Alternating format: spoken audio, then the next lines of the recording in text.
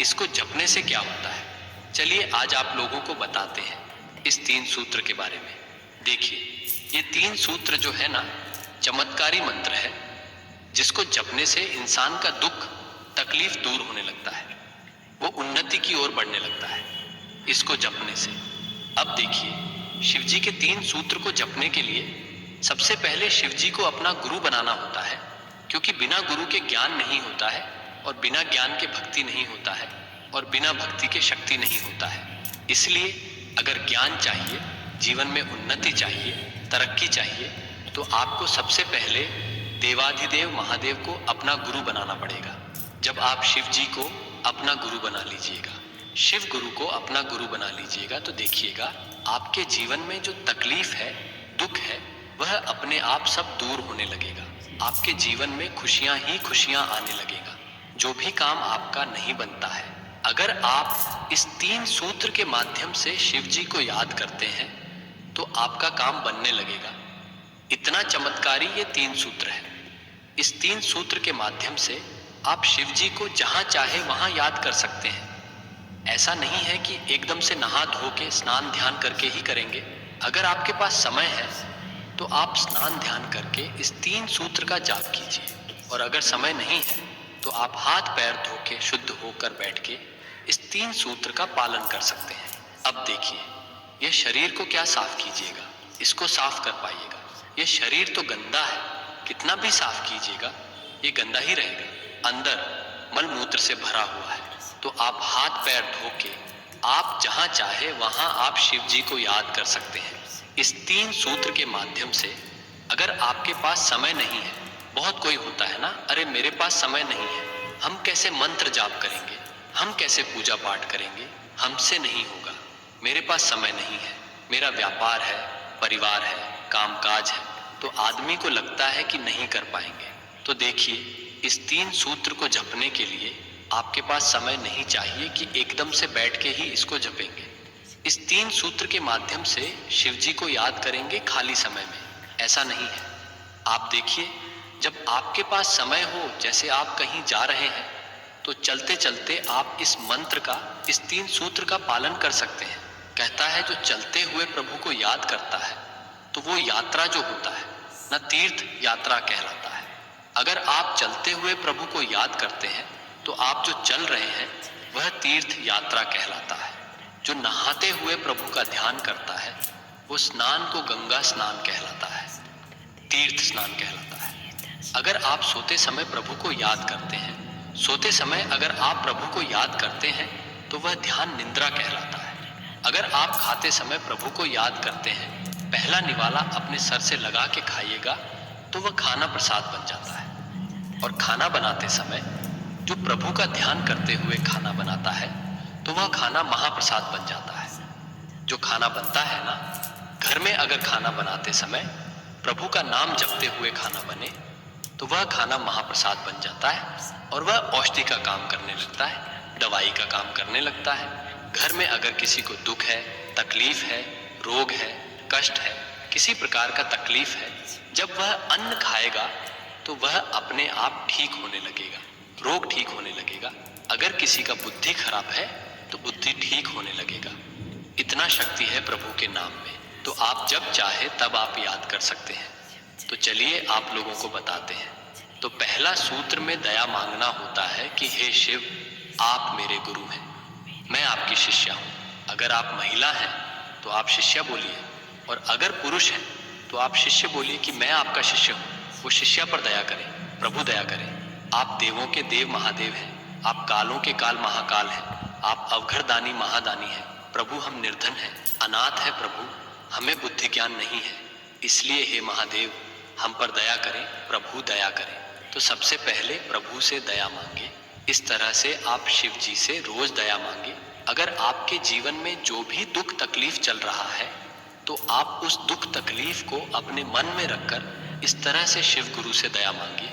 देखिए, वो दुख सुख में बदल जाएगा।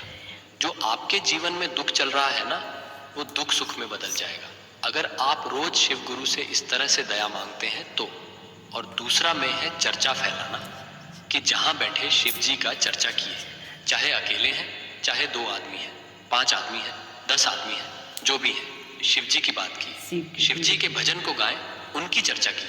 इसमें शिकवा शिकायत करना नहीं होता है। जो शिकवा शिकायत करता है ना, उसको पाप लगता है। और आप देखिएगा, जब आप चर्चा करने लगेगा, चर्चा में जाने लगेगा, तो आप अपने आप शिकवा शिकायत से दूर होने लगेगा।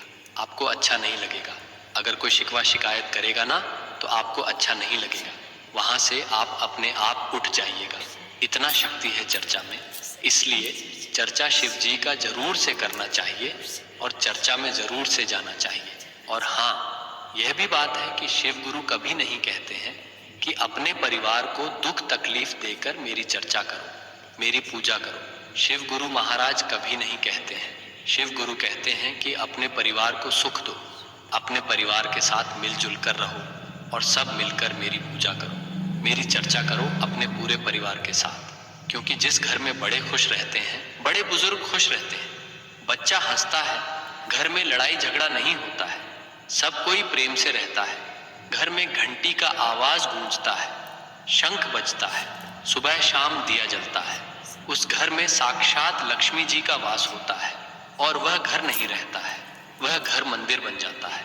इसलिए शिव गुरु महाराज कहते हैं कि अपने पूरे परिवार के साथ अगर सुख चाहिए तो सबको सुख दो, अगर तुमको सुख चाहिए तो तुम सबको सुख दो, तुमको हम सुख देंगे, तुम दूसरों को खुश करो, हम तुमको खुश करेंगे। शिव गुरु महाराज यही कहते हैं। बहुत कोई देखिएगा, घर में बड़ा बुजुर्ग नाश्ता के लिए खाने के लिए बैठा हुआ है और महिला चली गई पूजा करने, महिला चली गई। शिव चर्चा में ऐसा नहीं करना चाहिए। आप कितना भी पूजा पाठ कीजिएगा, कितना भी चर्चा कीजिए, भजन गाइए, पूजा कीजिए, वह पूजा प्रभु कभी स्वीकार नहीं करेंगे। फिर महादेव जी से शिकायत कीजिएगा कि क्या प्रभु इतना पूजा पाठ करते हैं और आप सुनते नहीं हैं, इतना चर्चा करते हैं फिर भी दुख देते हैं, तो प्रभु इस तरह की पूजा को कभी भी स्वीकार नहीं करेंगे। इसीलिए चाहिए कि अपने पूरे परिवार के साथ मिलजुल कर शिव जी की चर्चा कीजिए। अपने घर का काम पहले खत्म कर लीजिए, अपने बड़े बूढ़े को पहले नाश्ता पानी दे दीजिए, बच्चों को देख लीजिए, अपने पति को देख लीजिए, उसके बाद आप पूजा पाठ कीजिए। देखिए प्रभु कैसे खुश होते हैं। और यह भी बात बता दें कि ऐसा नहीं है कि भूखे पेट चर्चा करेंगे, खाना पीना नहीं खाए हैं और बैठ गए चर्चा करने। नहीं, आप खाना पीना खा लीजिए, उसके बाद हाथ पैर धो लीजिए।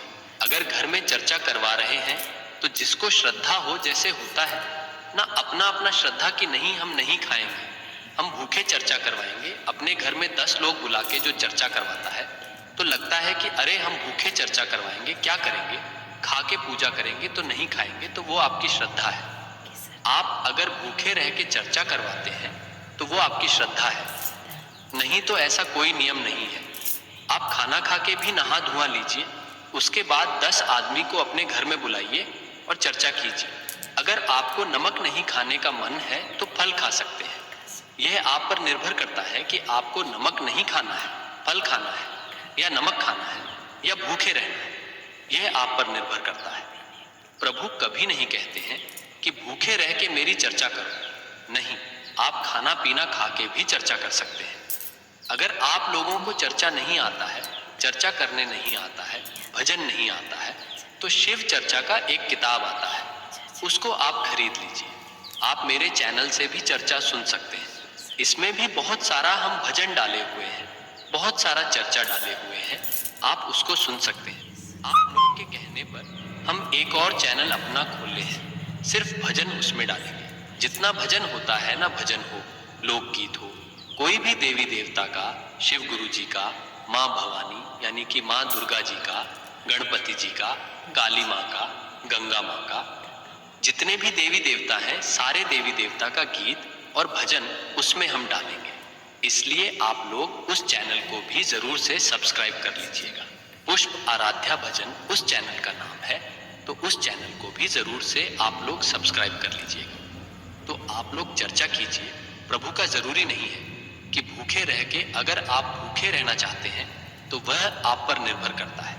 तो आप इस तरह से शिव जी का चर्चा कर सकते हैं। जहां बैठे वहां शिव जी का ध्यान कीजिए, कभी भी शिकवा शिकायत नहीं करना चाहिए। और तीसरा सूत्र है 108 बार नमः शिवाय का जाप करना। 108 बार जब चाहे जहां चाहे नमः शिवाय का जाप कर लीजिए। चाहे आप उंगली पे कीजिए, चाहे आप माला से कीजिए, या जैसे आपसे संभव हो वैसे आप कीजिए। बस इस 3 सूत्र का पालन करके देखिए। यही है 3 सूत्र। इसी 3 सूत्र के माध्यम से देवाधिदेव महादेव को आप बहुत आसानी से प्रसन्न कर सकते हैं, खुश कर सकते हैं। देखिए, प्रभु की पूजा बहुत विधि विधान से होता है, लेकिन महादेव ऐसे देवता हैं कि एक लोटा जल से खुश हो जाते हैं, एक बेलपत्र से खुश हो जाते हैं, एक फूल से खुश हो जाते हैं। यह ऐसे देवता हैं। तो आप इस 3 सूत्र के माध्यम से शिव जी को याद कीजिए। देखिएगा कि आपके जीवन में कैसे खुशहाली अपने आप आने लगेगा। जो भी दुख तकलीफ है जीवन में, वह सुख में बदलते चला जाएगा। और ऐसा भी नहीं है कि तुरंत हो जाएगा, धीरे धीरे होगा। कोई चीज तुरंत नहीं होता है। तो आप लोग भी शिव को अपना गुरु बनाइए।